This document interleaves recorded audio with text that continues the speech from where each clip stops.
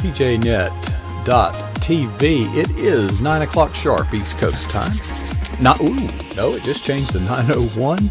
And we have our team player, Ben Cooper, standing by in our green room. And our bumper's running, we're streaming, recording, chat room waiting, and all that. Let's count her down to Studio 33 Alpha.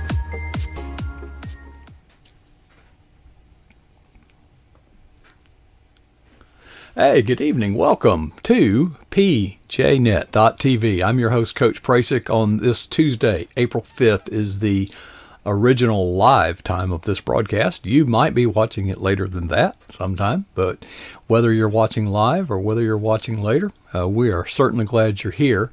You know, on the first Tuesday of every month, Ben Cooper, part of the PJNet team, joins us, and he's got some news. And behind me is a picture that he will tell you more about.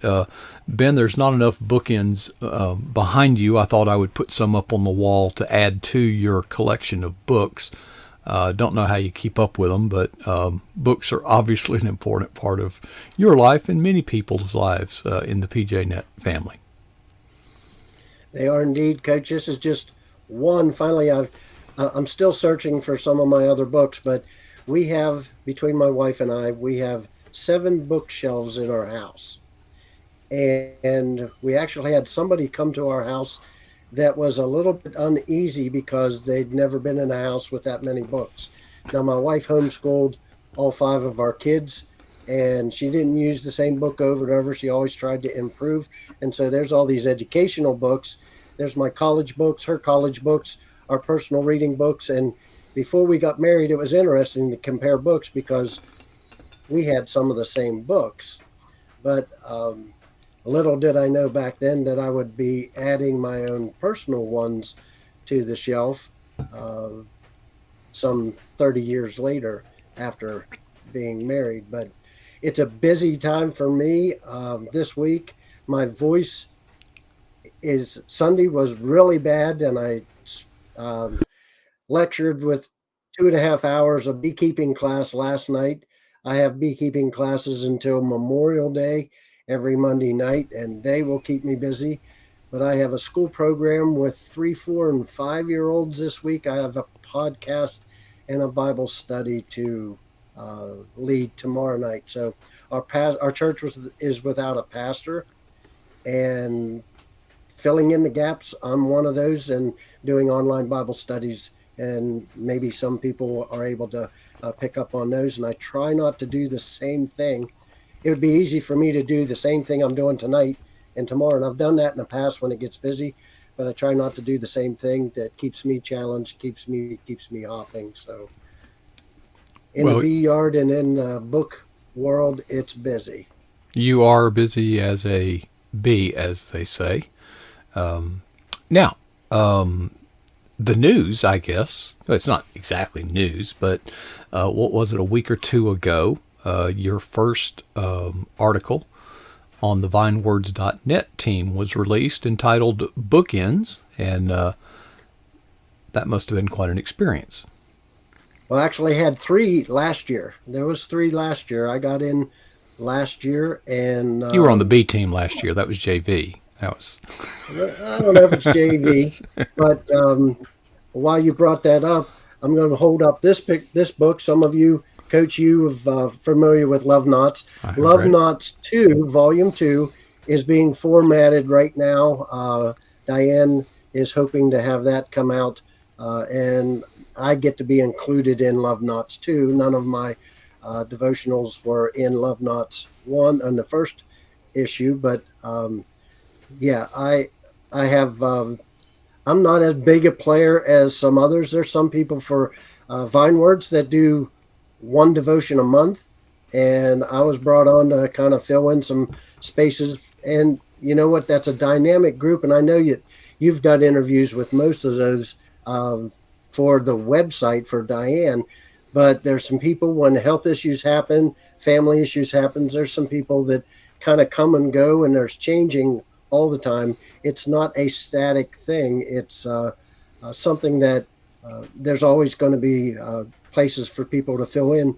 So I would encourage somebody, if they would like to write devotions, maybe just contact Diane, and she might find a spot for them. But I wanted to share that Love Knots 2 is soon to be coming out, and I'll have 3 devotions that are included in that. Most of the people will have roughly 3, but it's a work that is kind of, I'm not going to say took second place, but Diane was working on her own book, that Song of Solomon, that she Bible study, and that she's been working on it, and that's been a work for her for I think 10 or 11 years. So I want to share a little bit about bookends, and I know some of the people probably in our chat room have already read that from last week when it was posted.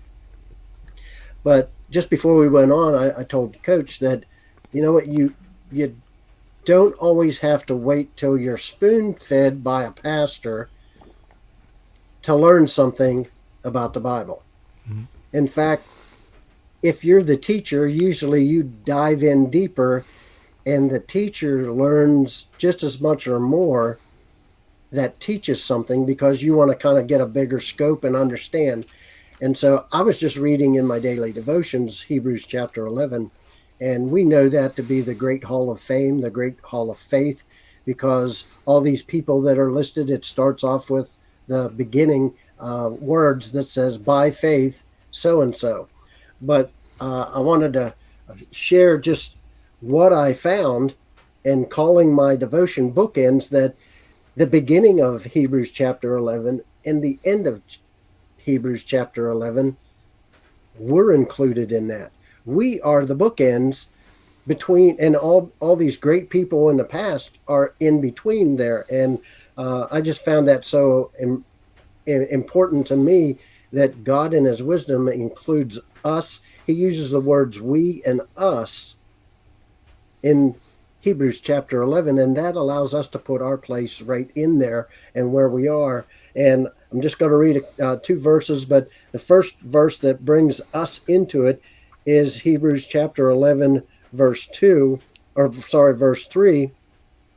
It says, by faith, we understand that the universe was created by the word of God, or by the word of God. So that what was seen was not made out of things that were visible. It was made out of things invisible.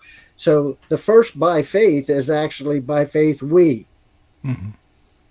And so we go on from there, and I'll get to the last part, but by faith, then it says we understand.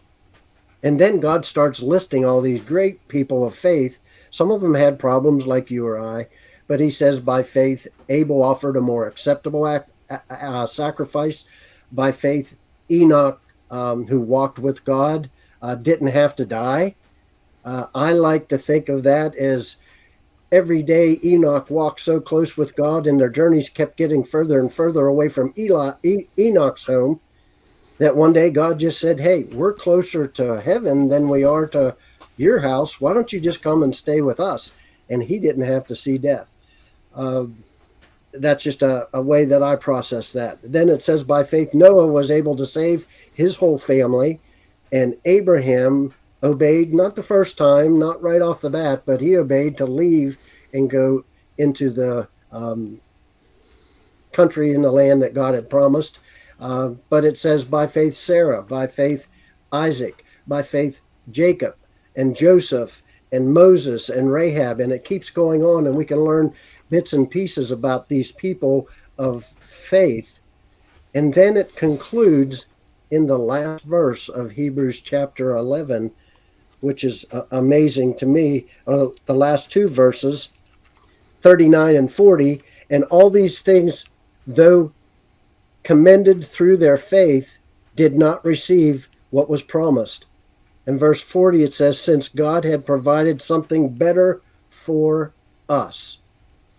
So Hebrews chapter 11 starts off with, by faith we, that's us, and it ends with God saying, I've got something better for you. And what is that thing better? By faith, we understand all that has taken place since these great people of faith, and that's namely our Savior Jesus Christ. We see that culmination of all that, and we get to see that. That's even better than these people by faith. By faith, they believed and looked forward to the cross. By faith, we look back at the cross, and we have something more precious than even they did. And I just find that so amazing that we are included in the great hall of faith. And as I say that, I want to share some things, and I'm going to share them by way of books. And some of these, Coach, you'll probably recognize some of these books that are our guest that's coming on, I assume, right after me. I think Dell's on after me. Right.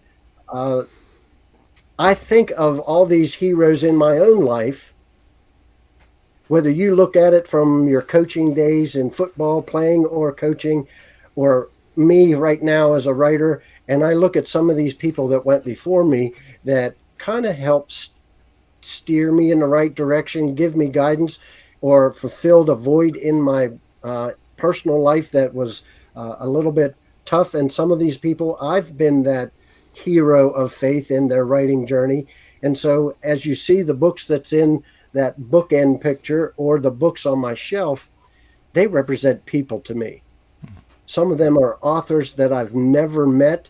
Some of them are authors that I met before they ever wrote a book, and I get to hold some of their books right in my hand. So it's very important. Bob and Jeannie Arnold was on, and The Circle Broken, talking about their daughter that died unexpectedly. They were on PJNet, and I got to help Bob with guiding him. He wanted to write this book and didn't know where to go. But I want to start off with probably one of the most, besides the Bible itself, one of the most important books that really grabbed a hold of my soul, and wanting to make sure that, as you say, Coach, some of us, I'm 60, so that fourth quarter is coming closer than it used to be, and at 60 years old. But this small little book that Hudson Taylor, that just the spiritual secret had. I read a phrase in there, 30-some thousand feet above the air, flying out of the country on my first mission trip, and it just gripped me. And just in short, what it said, Hudson Taylor preached a great message to inland China, and people that never heard the gospel, and people responded and got saved. And some man come up and said, how long have you had the gospel in your country? He said, for hundreds of years, maybe thousands of years. And he said, why are you just now coming to us today? My father and my grandfather died in sin. And that gripped me. That said, why aren't we sharing the gospel? Somebody that I was totally blown away when the guy on the cover of this book actually endorsed my first book. And I still get that. That's Phil Robertson from Duck Dynasty. And there's more scripture in his last book than some Bible studies that I've received. Uncanceled, talking about it, just came out this year, an excellent book. I don't know if, Coach, if you recognize this book. That would be Jake McCandless. Excellent book, Spiritual Prepper, prepping us. Another person that I haven't met, but we've talked many times across the internet. But this book, Everybody Always by Bob Goff. If you haven't read this book, it will teach you how to be church outside of the four walls. And that's important. I just finished this book in less than a week. Coach, you know this one pretty well. You've done some promo. Yeah, there's some good endorsements on that book too, Ben. There's some. Yep. But I've loved to follow and watch, and got to, in North Carolina, got to meet Emma's author, and I've talked with Star on the phone and online, but I was blessed to be able to meet Star, and she is just a blessing to me and to most everybody else. A friend of mine that's gone to both conferences that I have wrote his first book, and I have to move it down just a little bit, but How Do You See Me? And David Nested was able to write a book, and it's been something that has been on his heart. I started from my first book and moved into children's books, and I bought this book in Ohio. C is for Christmas. You know who that one is? Well, that sounds like Michelle. That's Michelle, and helped guide me, and she endorsed my first children's book. Her and Pastor Andy Clapp, somebody else that I met in Ohio, and just love to follow her journey. I don't know if I'm froze up. Nope. No, you're More Than Your Mountains. Whitney Is Ward. Whitney, and she's written 2 books. This is her children's book. And you've had this person, she's also a Vine Words person. She's stepped up and doing a little bit more editing and work because of vacancies coming in. But I got to get this. Garden Tales, a Seed Story. It's Brandy. And that's Brandy. And just really like the work that she's doing, and Brandy Muncaster. And here's another one that I really enjoyed, this Bible study. And there's been some really great graphics and some promos done on this book. We know who this is, don't we? Well, it's right there, Stephanie. Mm-hmm. Yep, and I think she'll she's be on tomorrow night. Tomorrow, yeah. But yep, she's on tomorrow night. But she's instrumental and been involved with Vine Words a good bit as well. But I just can't thank the people that have come around. Whether it be Vine Words, whether it be PJNet, whether it be some of the people that I've met at the conferences, including Coach Yu and Barbara, that have just really helped. And it's a community. It's more than a community. It's a family. It's a family of Christian writers that each of these books are precious to me because they mean something to me, and not because the author is somebody that I know.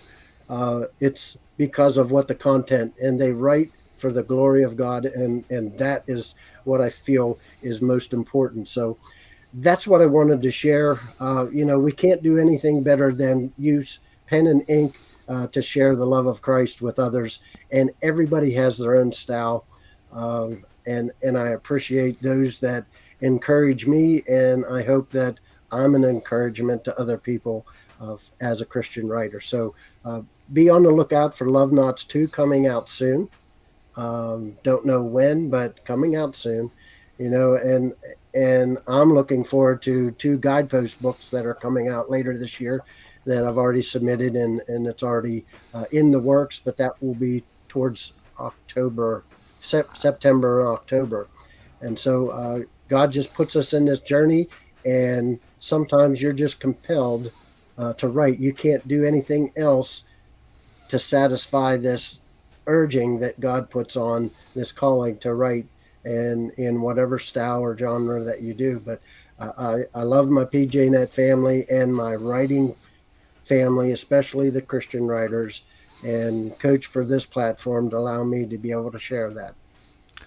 Ben, I really, you've got me thinking, the bookends, there's the Hall of Faith in Hebrews chapter 11. And I've said it a different way, but I like the way you said it, okay, that we all have what I call a short list of people that we can count on no matter what. And I think we could all recount a point in our life when we needed a friend to turn to in an unusual circumstance. And there's that short list. But of course, the lesson there is to be on other people's short list. It's nice to have that list of friends, but it's also nice to be that kind of friend.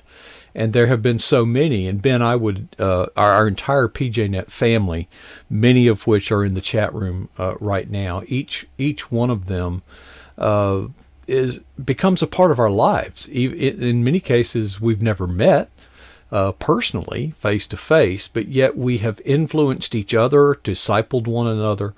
But more importantly, we minister together in the kingdom as a team, and it's very touching.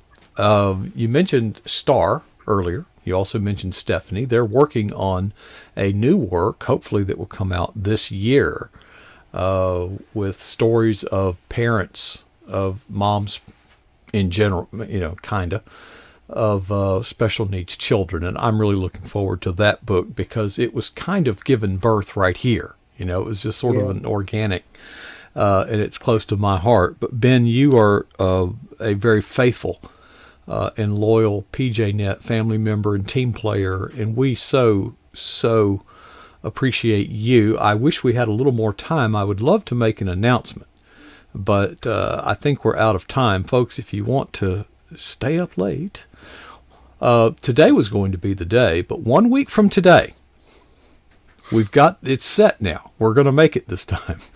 PJNet is starting something entirely new, especially aimed at and for Christian authors who write fiction specifically. It's not limited to that, but that is something. So be looking for that. It's a podcast, folks. PJNet is not only doing a podcast, we are becoming a podcast platform itself, a destination, a repository, what's called the listening library of wholesome material, uplifting, inspirational, exclusively written by Christian authors. And the first episode is already done, and we've got 2 episodes that we are going to be producing. They've already been written. And can't wait to tell you more about that. But Ben, thank you so much for sharing. There's been so many important people in your life, and many of the ones that are important in your lives are important in ours. And it's a blessing. It truly is. And Ben, you are truly a blessing, and we appreciate you sharing with us. Thanks, Coach. All righty. All right. Well, that was our announcement. Okay. Podcast platform. Yeah. You want to know more about it? Hit me up. Call me up. I'll be up all night. I'll tell you all about it. I'm worked all night till 5:30 last night trying to meet this deadline. We didn't make it. But Tuesday, a week from today, be watching on social media for a short story written by Star Ayres about one of the characters in her books,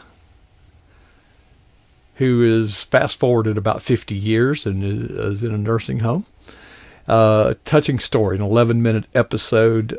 Everybody that has heard it has been excited about it, and I hope that you will hear it and be excited about it and help us share it. And let's build up our family of Christian authors, writers, and missionaries, basically. Share the gospel, folks. All right, Del Didway will be coming our way in just a few moments at the bottom of the hour. I've got to make a few changes to get ready for him. While I'm doing that, here's something that you can always do, but here we go. Ready? It's a challenge, 2 questions, very simple, yet profound. First question: what is the boldest thing that you've ever done for Jesus Christ? Second question: when was that? And the challenge is to never be satisfied with either answer.